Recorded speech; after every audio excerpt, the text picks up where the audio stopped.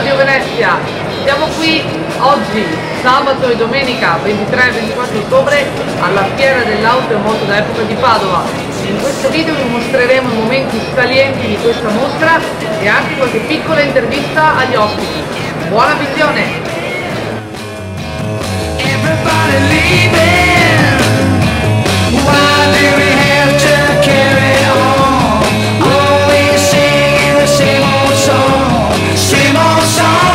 Same old song.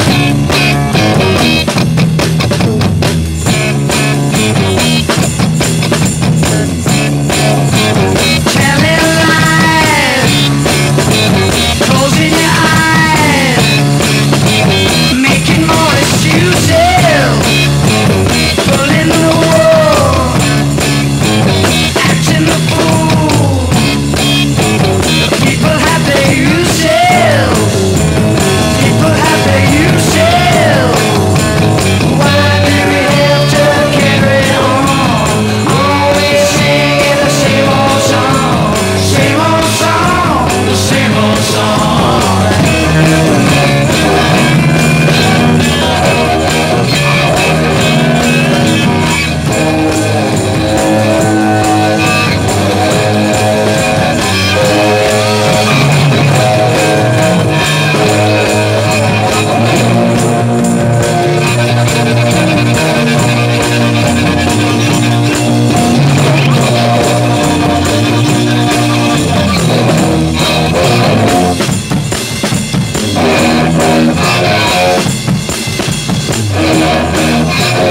Looking for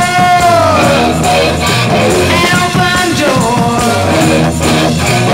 never taking chances. Take your pick, makes you sick. Seeking new advances, seeking new advances. Why do we have to carry on? Always singing the same old song, same old song, same old song.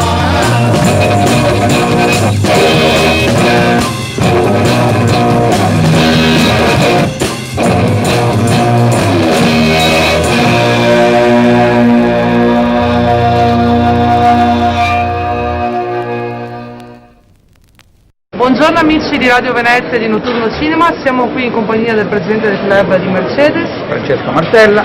Allora, com'è essere quest'anno a Padova Auto e Moto d'Epoca? A prescindere che abbiamo vissuto un pochettino di ansia perché fino alla fine avevamo paura che forse veniva sorpresa questa fiera. Invece poi diciamo che fino adesso siamo contenti perché come presenze, come cosa rientriamo, certo logicamente possiamo fare il paragone con l'altro anno, con 2 anni, però in questo status quo, in questa situazione un po' praticamente drammatica possiamo dire, diciamo che tutto sommato abbiamo tante presenze, la fiera c'è, è viva, avete visto pure voi che andate in giro, potete vedere, noi come Mercedes-Benz siamo contenti. E come auto che avete deciso di portare a Padova, con che criterio le avete scelte? Per altre cose, quest'anno per una serie di cancellazioni di queste mostre, di questi saloni di presentazioni tipo Ginevra, non l'hanno fatta, stesso Essen non l'hanno fatta, non hanno fatto Francoforte, non è stata fatta a Detroit, dove praticamente erano i posti ideali per presentare macchine, così la nostra S, che praticamente è la nostra ammiraglia, qui praticamente è in prima mondiale, per una serie di situazioni particolari, diciamo, la stiamo esponendo qua a Padova, prima mondiale, sono venuti tutti i giornalisti da tutta Italia in questa conference che abbiamo fatto e abbiamo avuto anche questa chicca di avere questa premiere con la nostra ammiraglia. E per quanto riguarda le storiche invece? Logicamente abbiamo portato le storiche, sono tutti i nostri soci, le storiche, cioè abbiamo portato le berline, le grandi berline, cioè le grandi ammiraglie del passato, le nonne Della nuova. della nuova. E cominciamo, laggiù c'è una macchina del 1960, poi andiamo alla 64, poi andiamo sul 65, 72, 79, 81.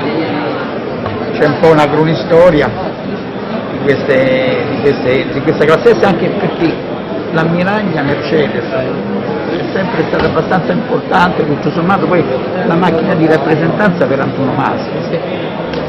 Diciamo, adesso non perché sono legato a questo brand, però diciamo, è così la storia questa. Va bene, grazie mille. Grazie a voi e buon lavoro.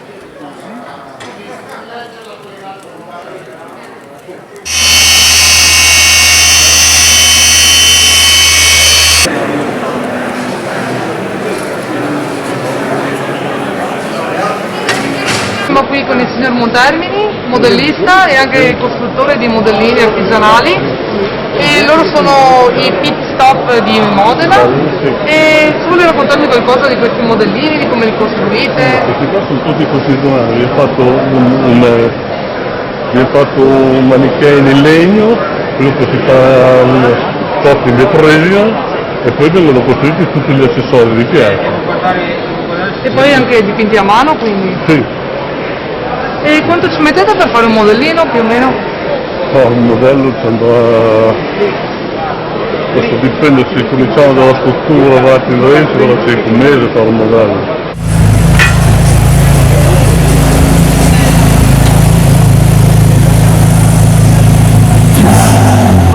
Buongiorno amici di Notturno Cinema di Radio Venezia, siamo qui col campione di rally Luigi Biasion. Allora, com'è essere auto e moto dentro quest'anno? Ma devo dire che gli organizzatori sono stati bravissimi perché sono riusciti, hanno avuto tanto coraggio a portare avanti, e il fatto che ci sia anche del pubblico è un premio, sicuramente, di sicuro non c'è l'affollamento degli anni passati.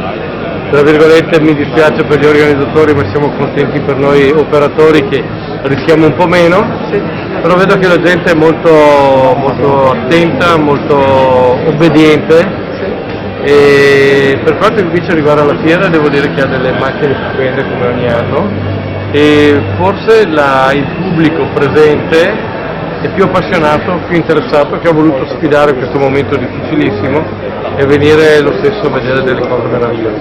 E quest'anno è uscito il libro della ASI sul gruppo A, di cui ha fatto la prefazione, se vuole raccontare di qualche parola.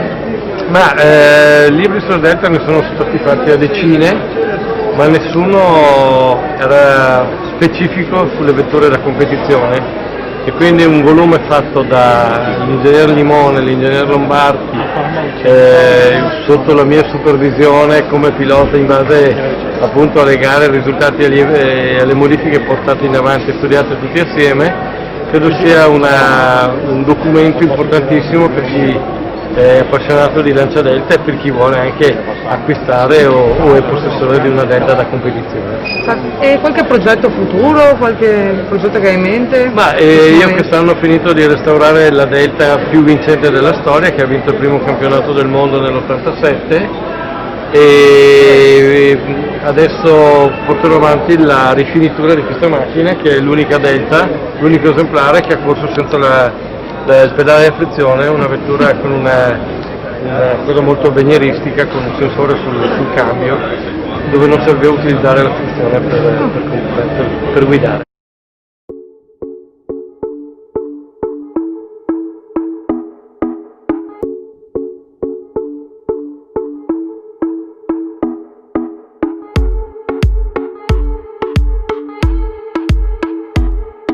Come on, turn the radio